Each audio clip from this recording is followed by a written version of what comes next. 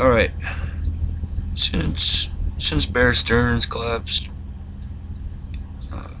sometime around September of 2008, I've been pretty much glued to, not glued, but extremely interested in the financial picture of the world and whatnot, and I always have been.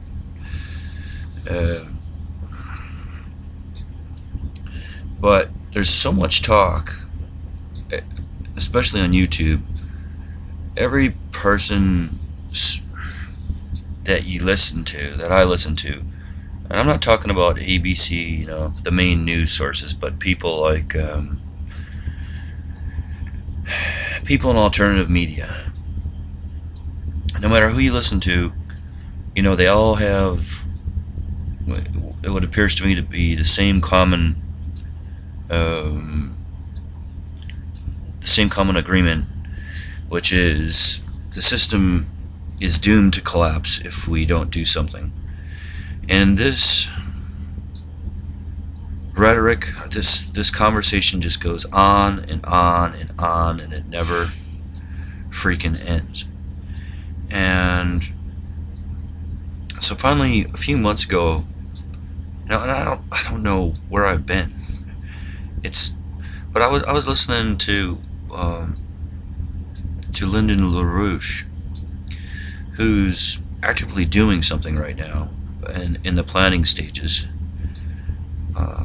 Anyway, this was the first time I heard anybody actually mention a solution to the problem, and one of the points that he mentioned was high-speed magnetic levitation trains.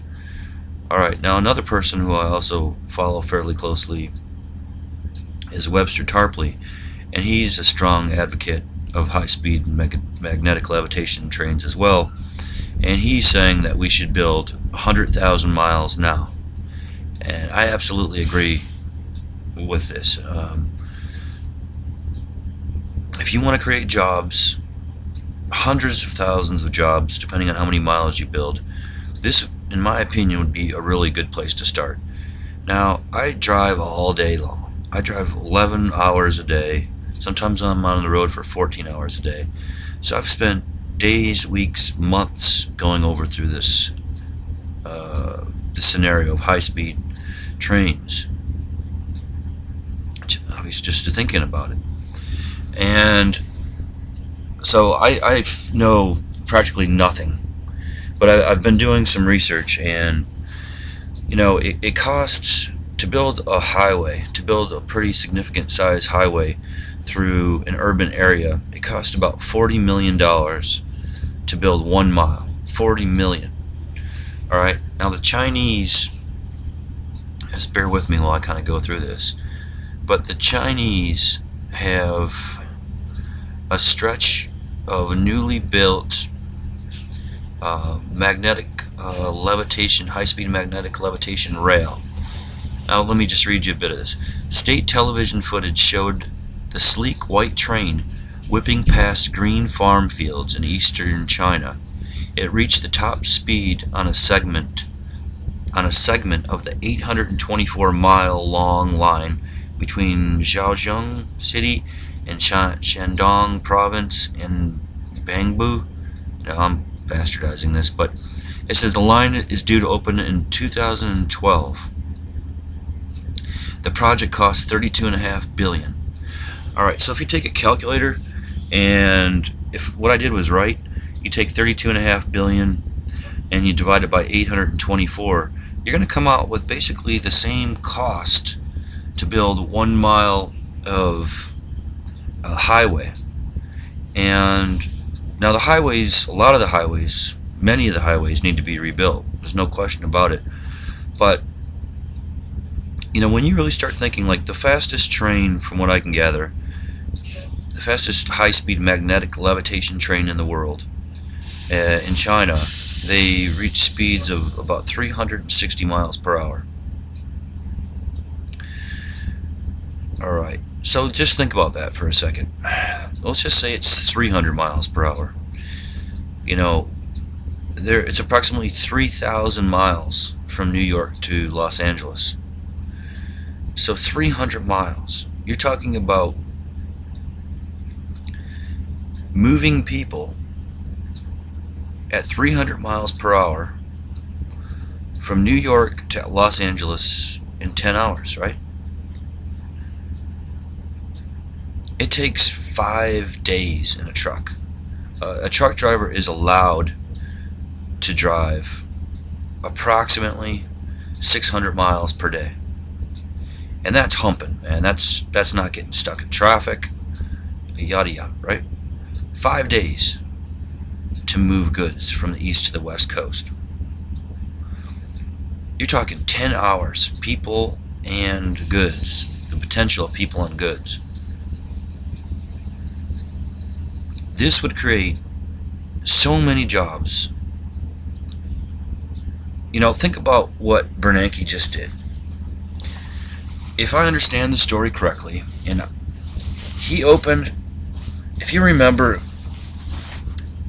when Jim Cramer had Aaron Burnett on his show, at the time Countrywide and Bear Stearns were collapsing, he was pounding on the desk and going crazy and said, they know nothing, they know nothing. Open the darn Fed discount window, okay?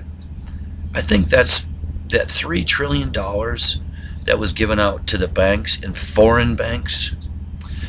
This money that was, the way it's been explained to me, which I've heard through Webster Tarpley, was this was American credit, that it wasn't actually dollars. Now, I read something today, I think on Zero Hedge, that actually disputed that and said that there was a significant dollar figure, not trillions, but in the billions. Anyway, if Obama's going to go along with this new QE2, this quantitative easing 2, and buy bonds or whatever the hell he's going to do with it, I don't even know. But that's 600 billion. You know, China has, think about that for a second, 600 billion to basically do nothing. Okay, because we've already been through this a bunch of times, and this is where we're at right now. But we're teetering on the verge of hyperinflation, and we are in hyperinflation, in my opinion. 600 billion. He's gonna quantitatively ease $600 billion.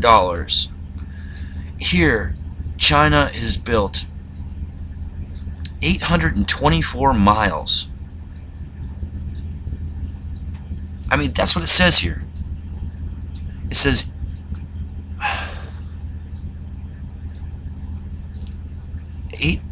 824 mile long line. The line is due to open in 2012. The project costs $32.5 billion. See, there's many articles out on the internet that says a mile of high-speed mag lev will cost 200 million per mile, but it looks like it's more like the same price of a mile per highway, about 30 million per mile. So 600 billion to do nothing, okay? 600 or 30 billion to make something that's almost 1,000 miles long. 30, 60, 90, 100 billion.